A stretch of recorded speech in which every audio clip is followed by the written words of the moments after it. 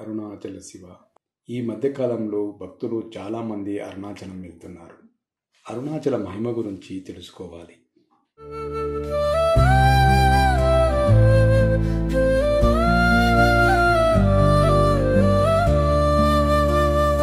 అరుణాచల ఓం అరుణాచల హర హర శివమే అరుణాచలే ధ్యాన కడలే అరుణాచల. స్కాంద పురాణంలో ఒక విషయం చెప్తారు. జీవయాత్ర అని ఉంటుంది. ఈ జీవుడెప్పుడు బయలుదేరాడో తెలియదు. ఎప్పటికీ పరమేశ్వరుడిలో కలుస్తాడో తెలియదు. ఎన్ని కోట్ల జన్మలెత్తాడో, ఎన్ని శరీరాలు విడిచిపెట్టాడో, ఎన్ని శరీరాలలో ప్రవేశించి పుట్టాడో, ఎన్ని చోట్ల ఎన్ని ఖేదాలు అనుభవించాడో.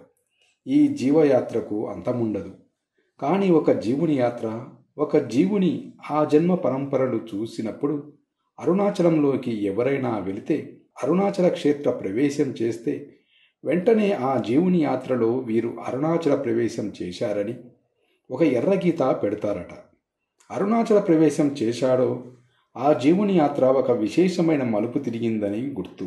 అందుకే అరుణాచలానికి వెళ్ళడం కానీ, అరుణాచల యాత్ర కానీ, అరుణాచల పట్టణంలో ప్రవేశించడం కానీ, అరుణాచలేశ్వరుడి దర్శనం చేయడం కానీ అంత తేలికైన విషయాలు కావు. ఒక్క కారణం చేత మాత్రమే ప్రవేశింపగలరని చెప్తారు.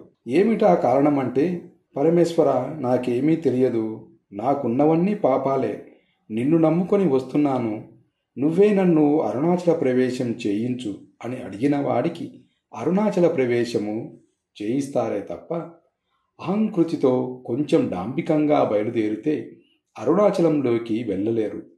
జ్ఞాన సంబంధనాయన అంతటి మహానుభావుడు వెళ్ళలేకపోయారు. దొంగలు కొట్టేశారు. ఉన్నవన్నీ ఎత్తుకుపోతే అప్పుడు ఆయన బాధపడి ఈశ్వరుడి మీద పద్యాలు పాడి పరమ నిరాడంబరంగా వినయంతో వెళితే అరుణాచల పట్టణంలోకి అప్పుడు ప్రవేశించగలిగాడు. అరుణాచలం అంత గొప్ప క్షేత్రం. పరమశివుడు ఇక్కడ సర్వమంగళ స్వరూపంతో ఉంటాడు. అలా ఉండి అన్ని ప్రాణులకు కూడా విశేషమైన ఉపకారం చేస్తూ ఉంటాడు. అంత గొప్పగా పరమశివుడు వెలిసిన క్షేత్రం అరుణాచలం. మనం ఎక్కడికైనా శైవక్షేత్రానికి వెళితే అక్కడి శివాలయంలో ఉండే శివలింగాన్ని మాత్రమే ప్రధానమైన శివస్వరూపంగా భావన చేస్తాం. కానీ అరుణాచల క్షేత్రం దగ్గరికి వచ్చేటప్పటికి మాత్రం అరుణాచలంలో ఉన్న శివస్వరూపమే కాదు, అరుణాచలంలో 3 రూపాలతో ఉంటాడు పరమేశ్వరుడు. ఒకటి అరుణాచల దేవాలయం లోపల శివలింగ స్వరూపం ఒకటి, అది ప్రధానమైన లింగస్వరూపం. 2 అరుణాచలం కొండ, కొండంతా కలిపి శివస్వరూపం, ఇది అగ్నిరూపం, ఇది అగ్నిస్వరూపం. ఇక 3వది కొండలో దక్షిణామూర్తిగా శివుడు ఉంటాడని చెప్తారు. అందుకే ఈ పర్వతం కృతయుగంలో అగ్నిస్వరూపంగా ఒక పెద్ద జ్యోతిగా వెలుగుతూ ఉండేదట. అదే త్రేతాయుగం దగ్గరికి వచ్చేటప్పటికి మనులతో కూడిన శివలింగమైంది. అదే ద్వాపరయుగం దగ్గరికి వచ్చేటప్పటికి పెద్ద స్వర్ణలింగమైంది. కలియుగంలోకి వచ్చేటప్పటికి మరకత లింగమైంది. అందుకే ఇప్పటికీ ప్రపంచంలో ప్రఖ్యాతిగా వహించిన భూతత్వ శాస్త్రవేత్తలు అరుణాచల పర్వతంలో ఉండే శిలలను పరిశీలించి హిమాలయ పర్వతాల కన్నా ప్రాచీనమైన శిలలు ఇక్కడున్నాయని చెప్పారు.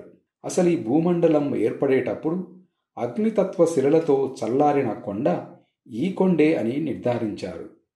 అరుణాచలంలో దేవాలయం పునర్నిర్మాణం చేస్తున్నప్పుడు కుంభాభిషేక సమయంలో అక్కడొక సొరంగ మార్గం కనపడిందట.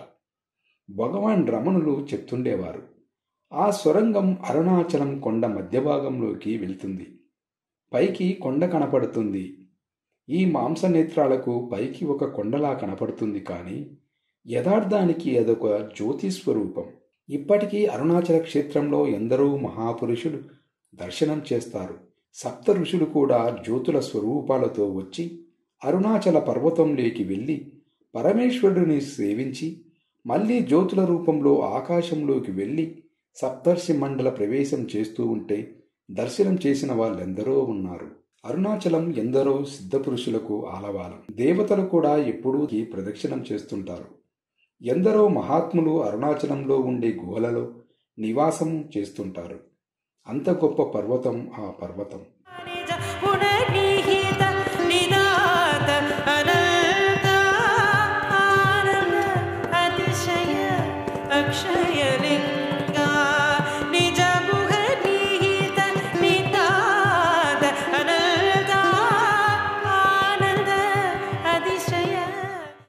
ఆ పర్వతమంతా శివస్వరూపం. అందుకే ఒక్క అరుణాచల క్షేత్రంలో మాత్రమే ఒక మినహాయింపు. ఈ కొండ చుట్టూ 24 మైళ్ళ దూరం వరకు దీని తేజస్సు పడుతుంది. ఆ తేజస్సు ఉన్న ప్రాంతం లోపల దీక్షా నియమాలు లేవు. ఏ దీక్ష అక్కడ అవసరం లేదు.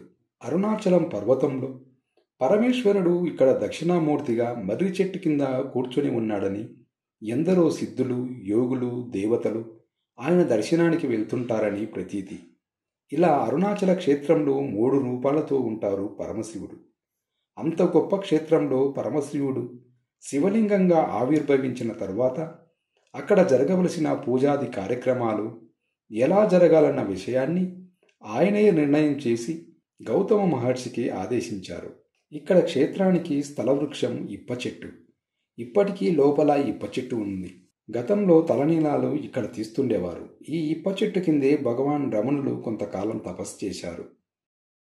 హర హర శివమే అరుణాచలే ధ్యాన కడలే అరుణాచల అరుణాచల ఓం అరుణాచల హర హర శివమే అరుణాచలే ధ్యాన కడలే అరుణాచల అరులింగలిం.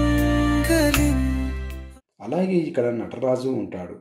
అపిత కుచాంబ అనే పేరుతో అమ్మవారు ఉంటుంది. అలాగే విఘ్నేశ్వరుడు ఉంటాడు. సుబ్రహ్మణ్యుడు ఉంటాడు. పాతాళలింగము ఉంటుంది. ఇవన్నీ నిర్ణయం చేసినవాడు పరమశివుడు. ఇక్కడ ఏ ఏ సేవలు జరగాలో, ఏ ఏ పూజలు జరగాలో నిర్ణయం చేసినవాడు పరమేశ్వరుడు. ఇక అరుణాచల క్షేత్ర వైభవంలో గొప్పతనం ఏమంటే, దేవాలయపు ఉత్తర గోపురం కట్టించింది ఒక స్త్రీమూర్తి. ఆవిడ పేరు అమ్మని అమ్మన్. ఆవిడ చాలా చిత్రమైన వ్యక్తి. పరమశివుని అనుగ్రహం చేత ఆవిడకి గొప్ప యోగశక్తులు కలిగాయి. ఆవిడకు గోపురం కట్టించాలనే కోరిక. ఆవిడ ప్రతి ఇంటి ముందుకు వెళ్ళి గోపురం కట్టడానికి చందా అడిగేది. డబ్బులు లేవంటారని ఆవిడ ఇంటి ముందు నిలబడి ఇంట్లో ఇనప్పెట్టె ఎక్కడుందో, ఇనప్పెట్టెలో ఎక్కడ డబ్బు పెట్టారో, ఆ డబ్బు ఎంత ఉందో చెప్పేది. ఇంట్లో డబ్బు ఎక్కడెక్కడ దాచారో, ఎక్కడెక్కడ దాచిపెట్టిన డబ్బు ఎంతుందో చెప్పి గోపురం కడుతున్నాను డబ్బివ్వమని అడిగేది. వారు హడలిపోయి పట్టుకెళ్ళి డబ్బులిచ్చేవారు. ఆవిడ తన యోగశక్తి చేత ఇళ్ల ముందు నిలబడి ఇళ్లలోని పెట్టెలో డబ్బున్నదో చెప్పి వసూలు చేసిన డబ్బుతో ఉత్తర గోపురాన్ని కట్టించింది. మంచి విషయాల కోసం ఛానల్ సబ్స్క్రైబ్ చేసుకోండి. వీడియో లైక్ చేసి షేర్ చేయండి.